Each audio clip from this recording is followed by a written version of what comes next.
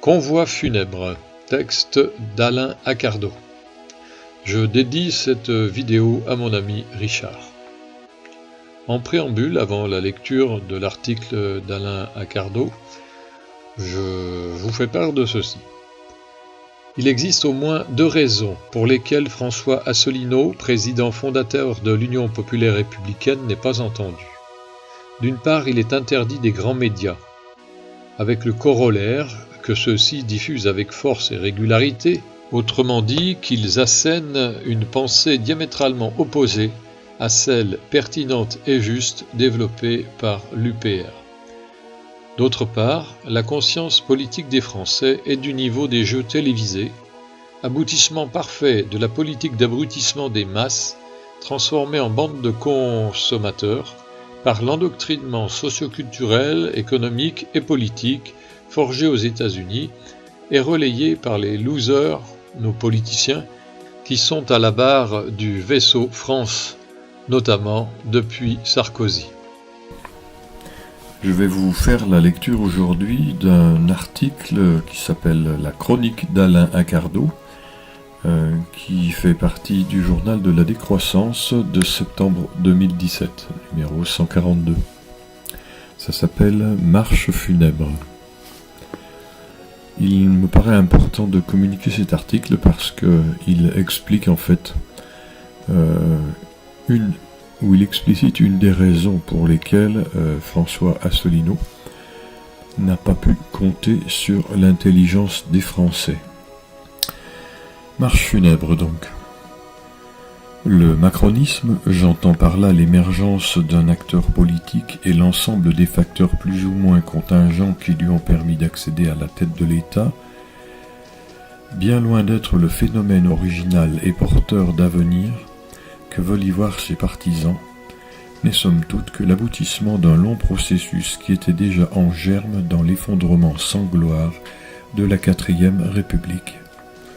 En dehors de quelques journalistes octogénaires et de quelques historiens spécialistes de cette période, qui se souvient vraiment de Félix Gouin, de Paul Ramadier, de René Pleven, de Pierre Fimelin, Joseph Laniel, Henri Queuille, Maurice Bourgès-Monoury, René Maillère, Félix Gaillard, Edgar Faure, Guy Mollet, qui parlent encore des partis dont ils étaient les caciques, qui s'intéressent à la politique des gouvernements éphémères et cafouilleux dont ils furent les chefs respectifs.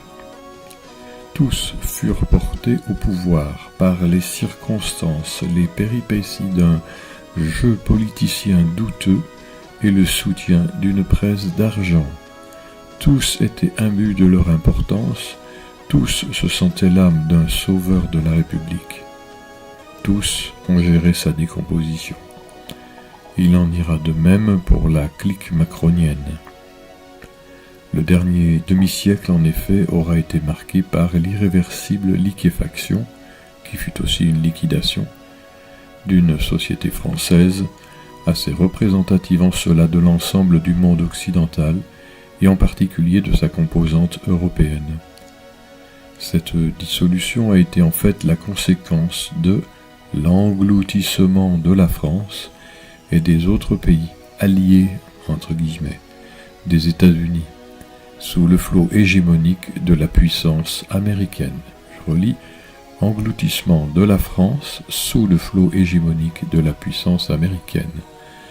Les pays européens sortis exsangues de la Seconde Guerre mondiale n'ont pu redémarrer qu'avec l'aide intéressée du capitalisme yankee, au prix d'une abdication progressive, sous couvert entre guillemets d'indéfectible amitié, donc au prix d'une abdication progressive de toute volonté de résistance à ces visées impérialistes.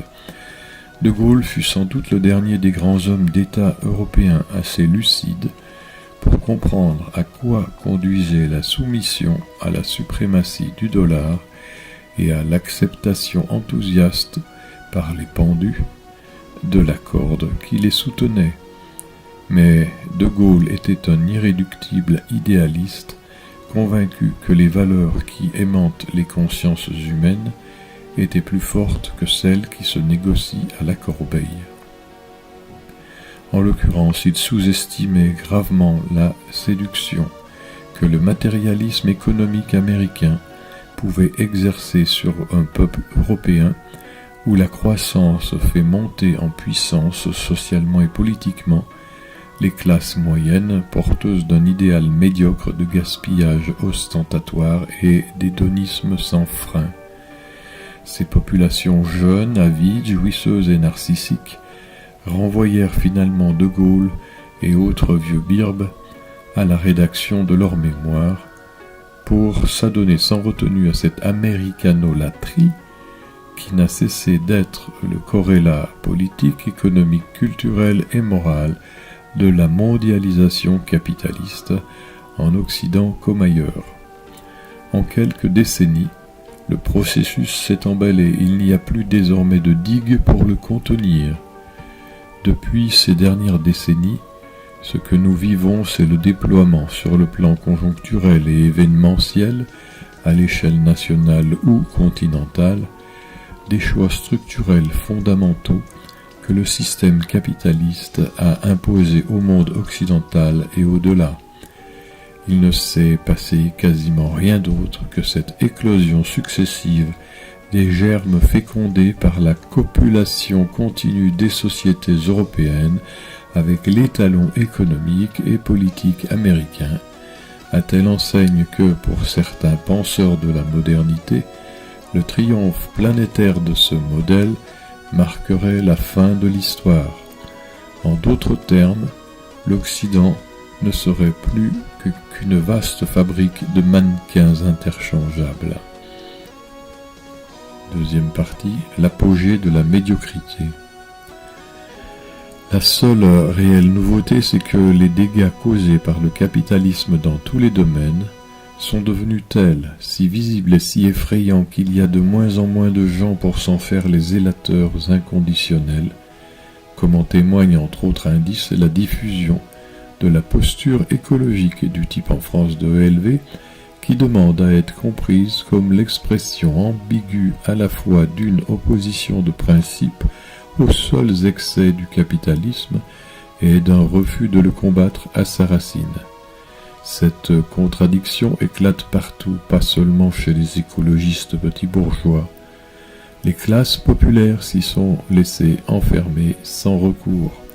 Quant à la bourgeoisie dominante, elle ne sait plus comment s'en dépêtrer.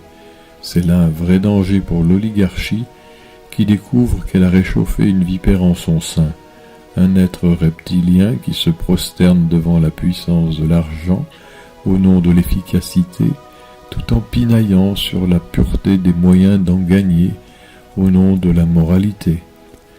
Mais où va-t-on si on se met à mélanger l'eau et le feu, les affaires et le respect de l'environnement humain ou naturel? Le macronisme, c'est cela, le miroir du siècle, l'expression parmi d'autres d'une civilisation en panne, vidée, à bout de souffle, enlisée, qui ne peut plus que s'exhorter elle-même, à coups de vains slogans, à se remettre en marche, qui ne sait plus enseigner à ses enfants que la vieille antienne « Enrichissez-vous » en se gardant bien de préciser qu'on ne peut jamais accroître son capital qu'aux dépens des autres, au détriment de la nature et au mépris de soi-même, comme toute l'histoire des individus et des peuples en porte témoignage.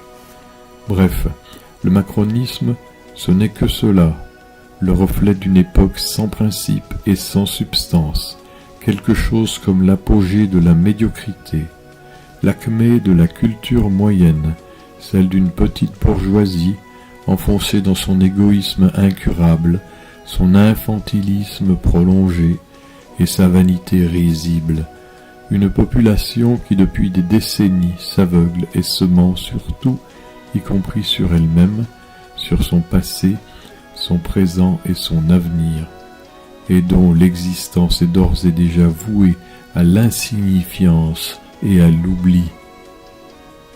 Le macronisme? Une marche triomphale? Non, plutôt un convoi funèbre.